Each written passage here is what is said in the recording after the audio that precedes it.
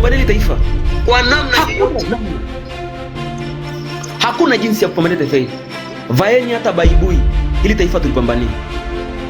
Hakuna namna tunaweza tukarudi nyuma kwa sababu hili, na muwe na uhakika taifa hili limekuwa na matishio makubwa.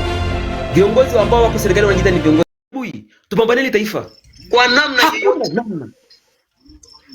Hakuna jinsi ya kupambania taifa hili. Vaeni hata baibui ili taifa tulipambanie.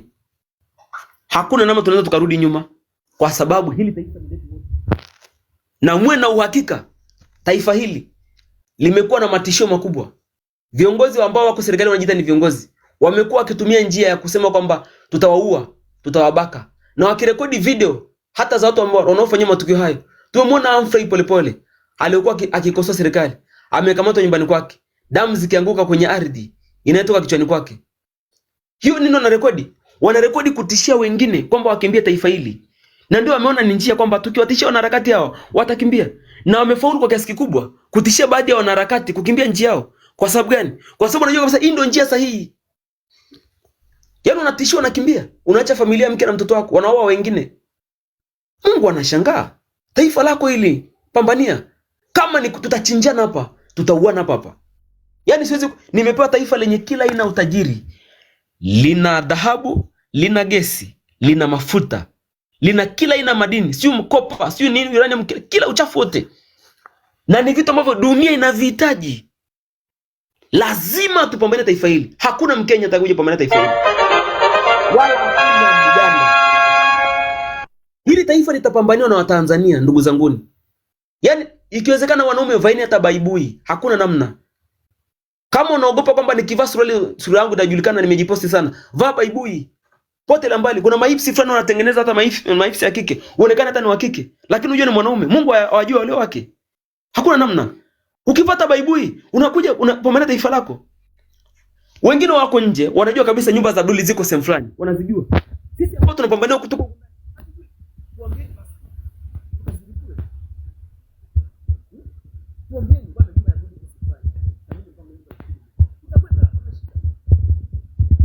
kwa nini wao wasikimbie? Sisi ndo tunakimbia.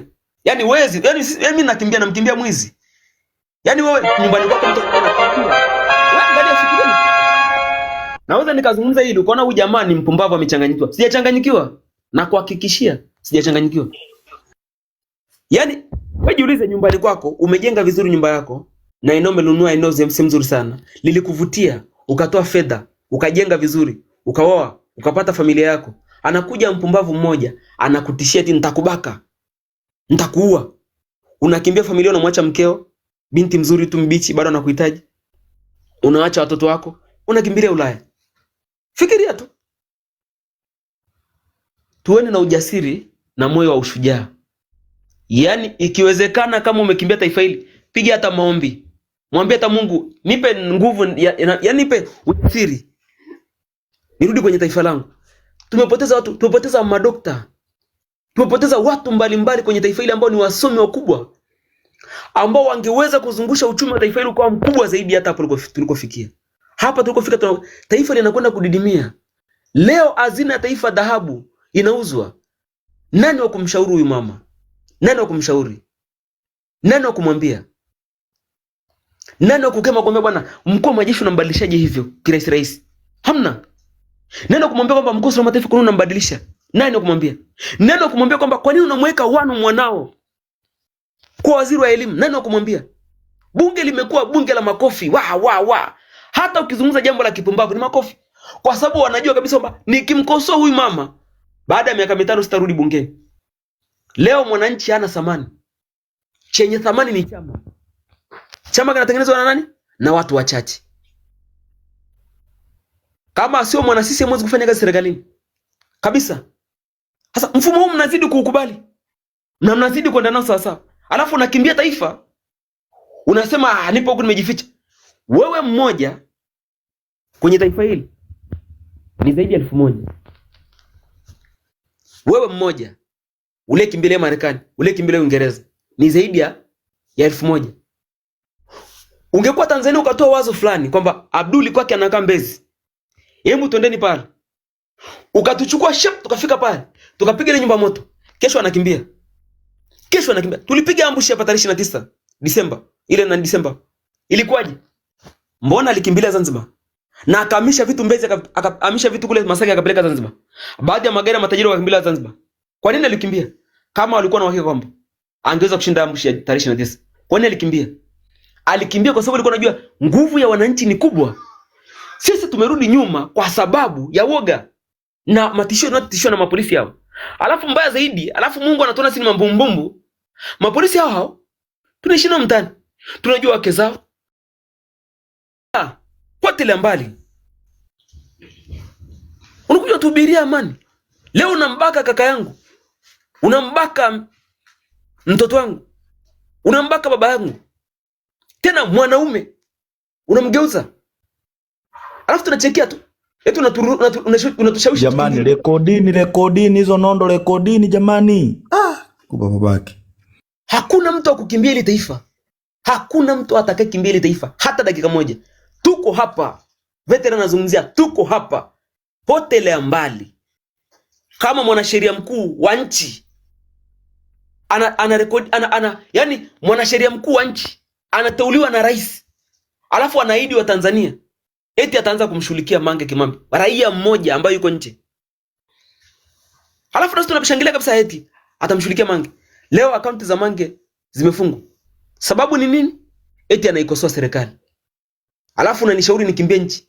Mimi siwezi kukimbia nchi. Hii nchi inanihitaji. Siwezi kukimbia nchi hata dakika. Inanihitaji. Mwanangu akizaliwa nifanyeje? Naye afuate nyayo za babake kukimbia nchi. Babangu alikuwa anakaa Marekani na mimi naye akizaliwa kimbilie huko Marekani. Leo ni Watanzania wangapi leo wameenda Marekani na wamezao Marekani? Wameolewa huko Marekani. Na wana mpango kurudi kwa sababu wanaogopa. Ukimwambia nakwambia mimi nikifika tu uwanja ndege nakamatwa.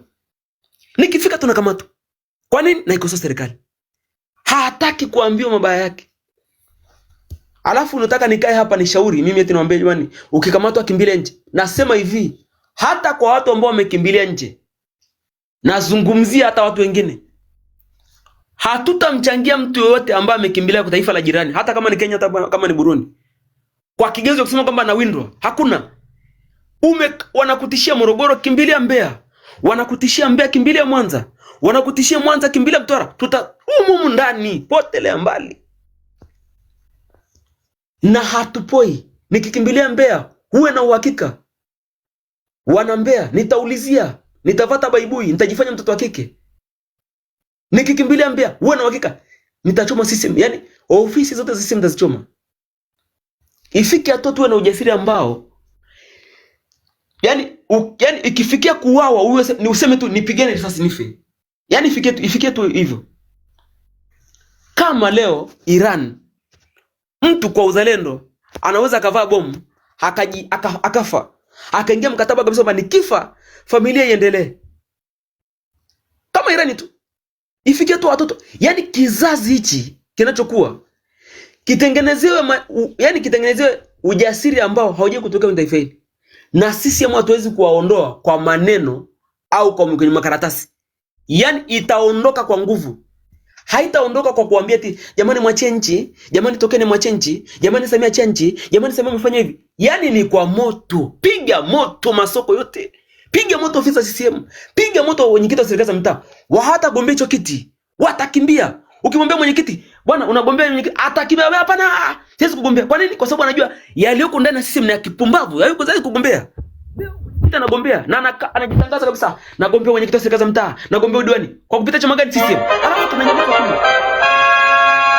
Piga moto. Yani washa moto. Yani mwenyekiti wa CCM chinja. Wakifa watu 100 kwenye taifa hili, mwenyekiti wa CCM 100 au madiwani 100. Wala kikafutwa kabisa.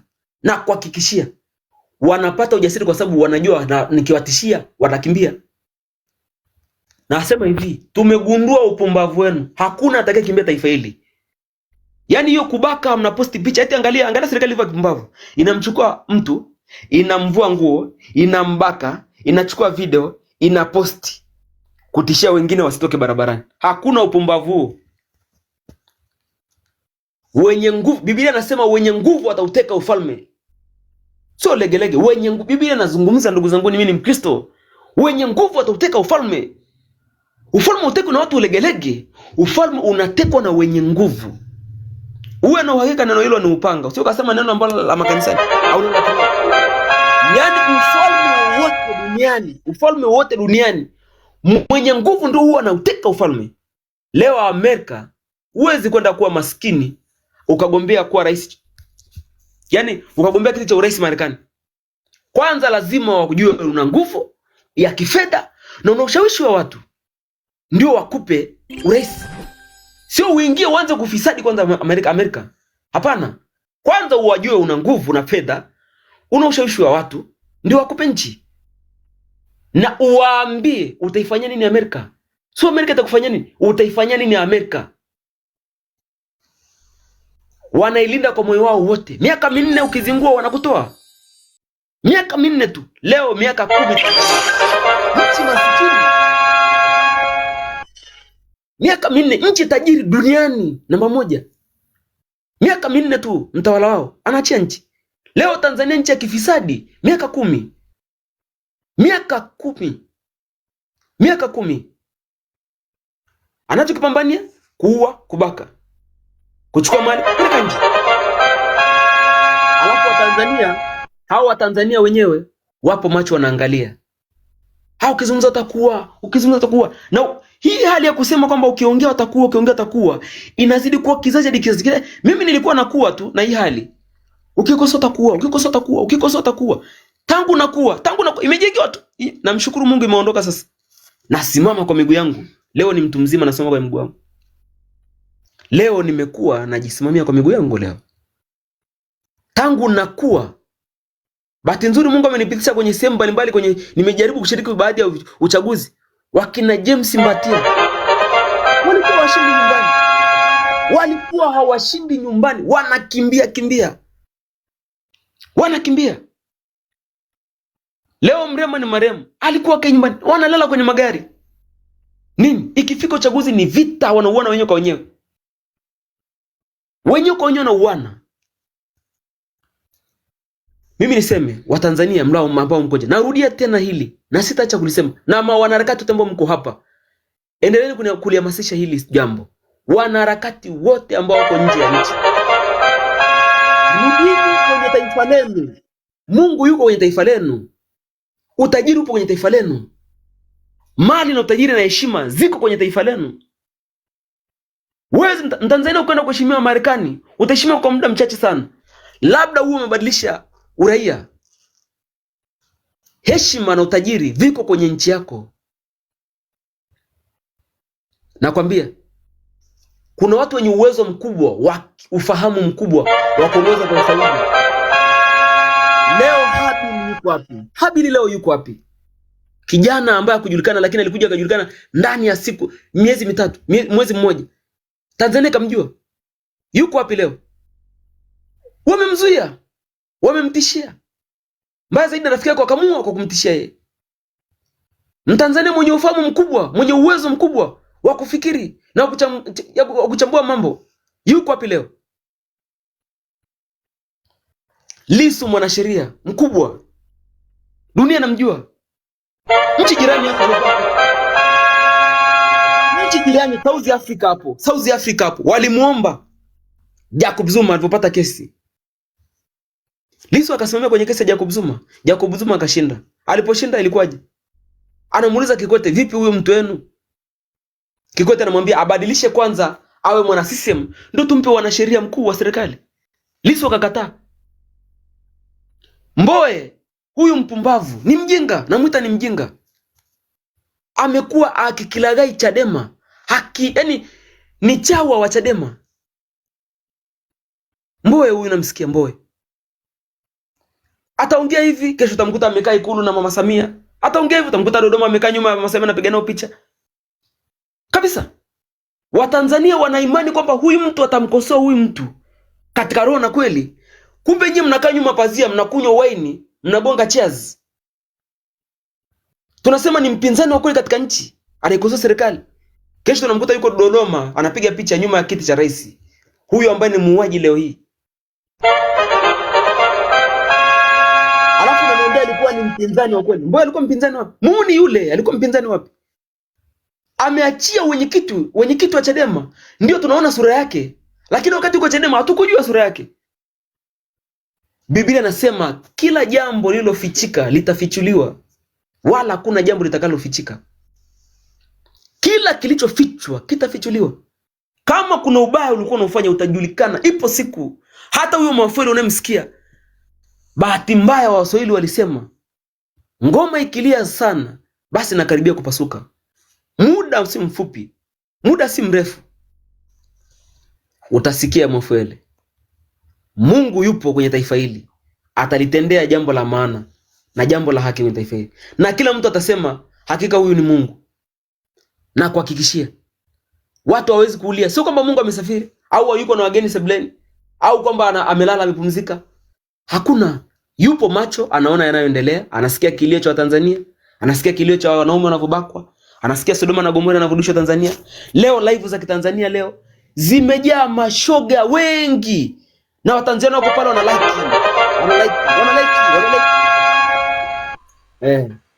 Mdada kabisa, mtu mzima, Mungu amempa mwili mzuri, dada wa kuolewa na kuwa kwenye ndoa, yupo kwenye live anapotosha vijana. Tapu chezesha tako. Tapu kavaa chupi moja, wengine hajavaa chupi, kavaa kimtandao kilaini tu, anaongea vitu vya kipumbavu. Live za Tanzania wapo BASATA, wao wanajiita kwamba wanasimamia maadili. Maadili gani ndugu zangu? Maadili gani mko tayari kuzuia live za wanaharakati na kusupport live za malaya mtandaoni? Watu wanaoitengeneza serikali mpya uko tayari kushusha live zao na kutenga fedha nyingi. Leo yuko huyo alikuwa anagombea ubunge huko Arusha. Ametega si bilioni ngapi? Serikali imetenga bilioni ngapi za kuambia hao makreators sijui hao wanaotengeneza siku content yao sijui nitakuzungumza nikishapata hasira. Mabilioni ya fedha. Eti wanatengeneza wanalipo. Serikali inawawezesha. Mnaacha kuwezesha vijana maskini wako mtaani, hata kwenye kilimo tu. Mnakwenda kuwezesha wapumbavu wanaokaa uchi.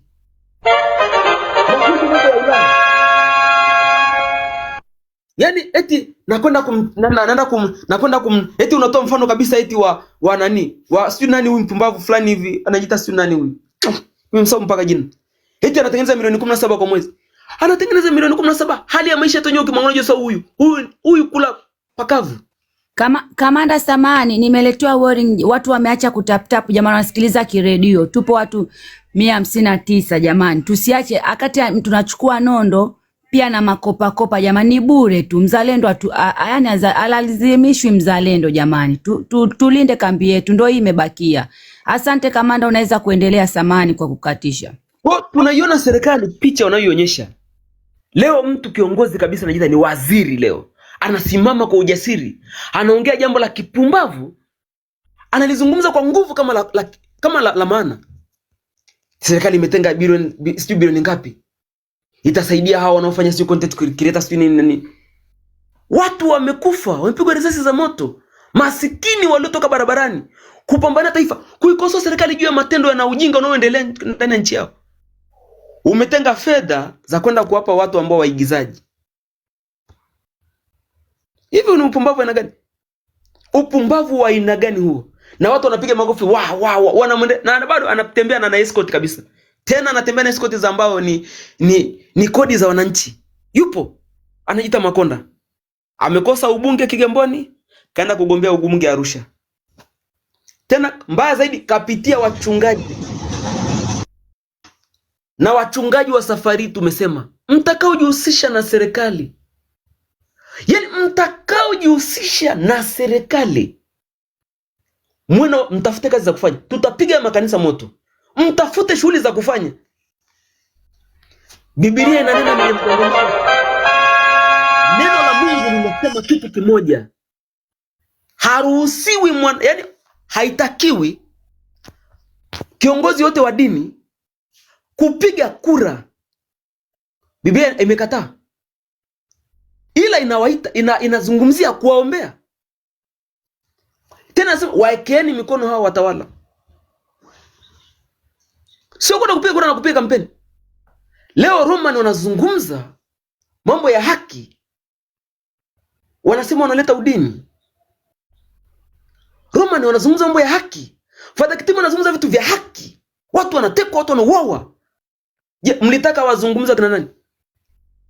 Hao wanaofanya contact za malaya wataanza kuzungumza? Diamond amekuwa jini. Ataweza kuzungumza? Anaweza kuzungumza? Diamond watu wamekufa karibia 10,000 na hajazungumza kimya. Konde Boy anaita Konde Boy amezungumza nini? Hao wasanii ambao serikali nao waangalia kwa jicho la pili wamefanya nini kwenye taifa hili? Kucheza jukwani uchi, kuimba nyimbo za matusi. Unafundisha nini jamii? Ndio serikali inachokisupport. Alafu unataka kuniambia eti nikimbie taifa hili nisilipambanie? Hakuna pumbavu. Tupo wote hapa. Yaani nikimbie ni mwache mwana CCM afaidi taifa hili? Hakuna we. Aha. Sio kweli. Mafuele familia kaweka South Africa, anaua wa Tanzania, alafu anakimbia South Africa. Wewe angalia upumbavu. Yeye yuko South Africa. Anajua kabisa muda wote likilipuka Watanzania wakishapata ufahamu wakaamka, wakishaanza kunitafuta na kimbia South Africa. Kwa nini kuja anatafuta vijana wanaharakati ambao wanaongea hizi nondo kama hivi, anawakamata, anawabaka, anawaachia. Leo mzee Mwandambo halikuwa ongei cha maana sana, lakini kupitia vimaneno vyake watu walivifuata kwa sababu watu wanapenda haki. Watu wamechoka. Serikali kwa nini ikamchukua? Serikali ikamchukua, ikampa milioni 50.